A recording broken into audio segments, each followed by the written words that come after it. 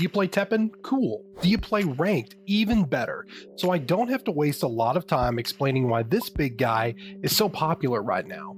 Jill Valentine's recent addition as a new hero brought some basic red cards that give Rathalos a big boost. And when I say big, I mean winning games in 20 seconds big. Impressive. Very nice. Shoutouts to Iowa, he's fantastic. Go follow him on Twitch. Today, I'm going to show you how to harness Rathalos' true power.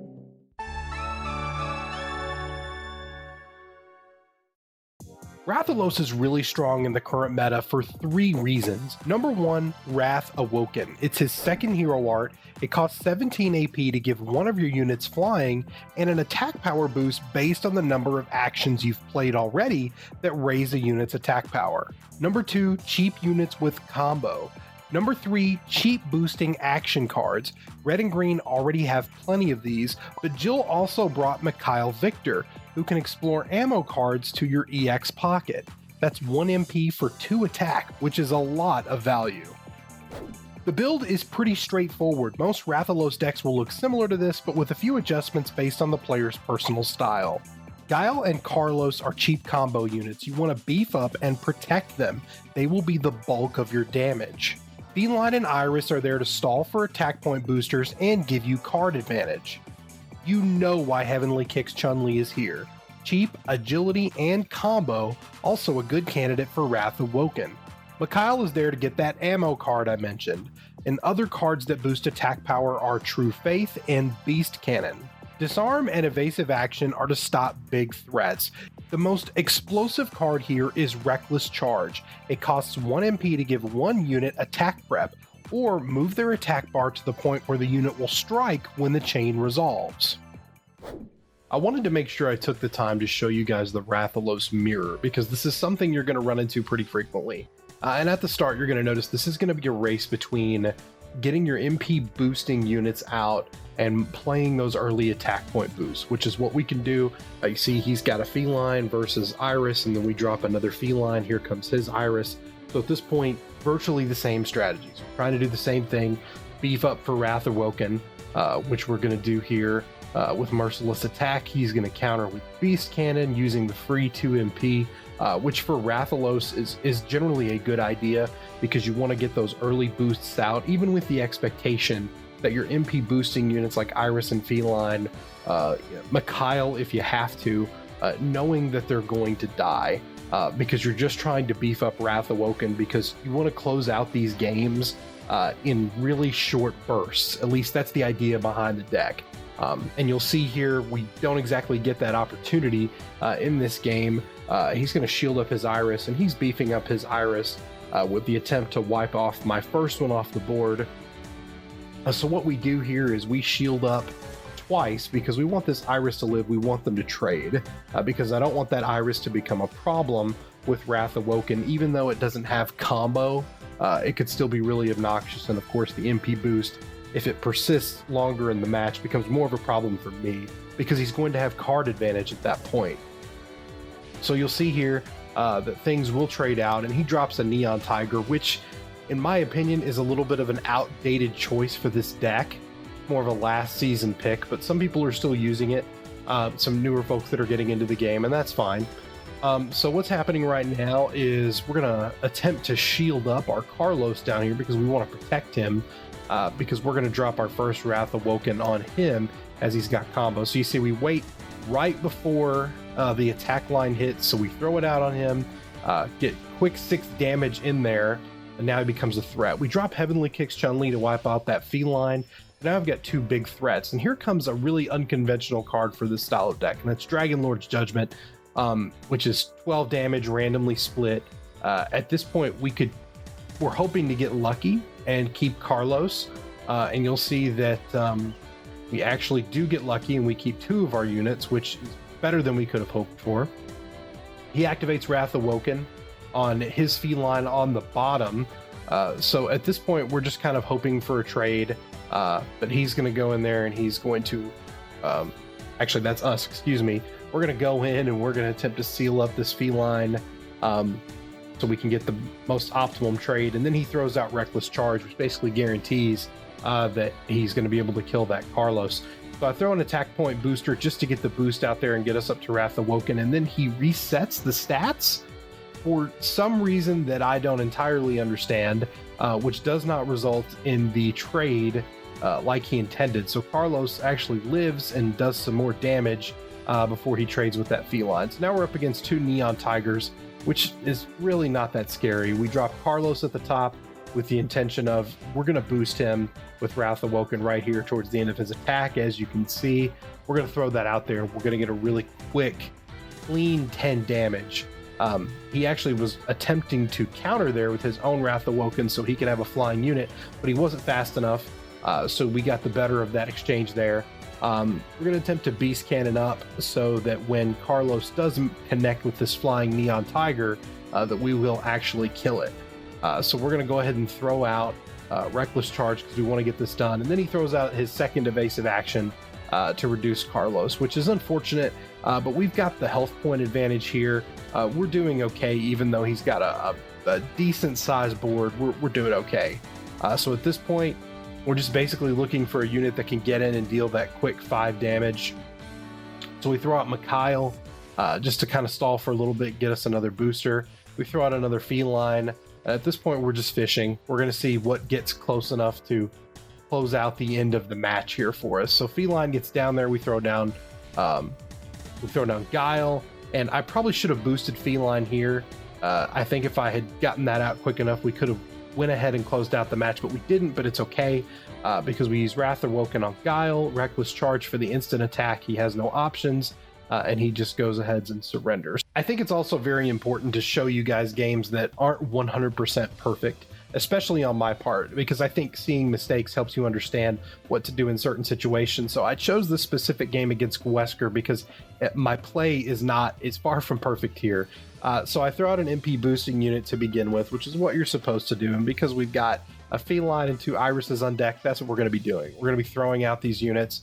He throws out Tyrant, which is scary for this style of deck because we've got a lot of 1 attack point units.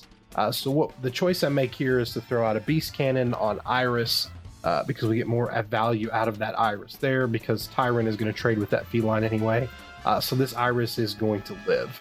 And that's just another feather in the cap for Wrath Awoken to make it a little bit stronger. We throw out our second feline to get a good MP boost flow going on. We're going to shield up Iris because we'd like her to live if we can because she's already pretty obnoxious. He counters with Spreading Infection, which is okay. It's not really that scary, especially since he's not getting maximum value for it. I don't know if I would have personally made that choice in his situation. So we throw out Carlos up top. And this is probably a little early to throw out Wrath Awoken because at the end of the day, even with that counterattack swing, it's not going to kill that zombie up front. And we only got 1 attack point boost out of it. So I'm going to advise against doing what I just did in future situations. It wasn't smart. So at this point, I'm trying to cycle through some cards here. So I'm trying to get rid of a Reckless Charge here. Throw it out on top with that Carlos to get a little bit more damage. And you'll see that we attempt to shield him up because we want to protect him as best we can, kind of accepted that the one on the bottom is going to die to that Bishamon, which is fine. He throws out Mad Massacre here. So at this point, we just kind of have to pray as the damage is sprayed. So we throw out another booster because we get the free MP. We might as well. So the damage is spread. It's okay. Would have preferred the feline stay alive a little bit longer, but we'll make do. So Carlos dies, the Bishamon dies, and Carlos up top still trucking. And at this point, I'm just going to go ahead and point this out because I didn't realize this until this game. Sample Collection will still destroy an opponent's monster even if you don't have one to get rid of as per the cost of the card. And you'll see here, I throw out True Faith because I didn't think it was going to work that way, but you'll see my monster still pops, which it's kind of counterintuitive based on how Just Desserts work. So I'm hoping this is a bug because that doesn't make a lot of sense. So just pointing that out there, you're going to see Sample Collection a lot. At least I've seen it a lot recently because Destroy is so strong. Anyway, back to the game. So I got an Iris out there. We get a guy on the bottom. And another premature Wrath Awoken from me, because casting that at that moment, it's not getting us any value, and it gives him plenty of time to react. So I kind of got a little nervous at the service there and threw that out far too early. So you'll see here, he throws out False Throne. We throw for an attack prep because we're trying to cycle some cards. And then he uses Selfish Predation to heal up a little bit. But that just means we're going to get some damage in there. We're going to get 8 damage. At this point, he's going to Ouroboros, and he's going to grab a good friend Joe. If you haven't watched that video, I'll throw it up in the ad card so you can go check out our Wesker Ouroboros video.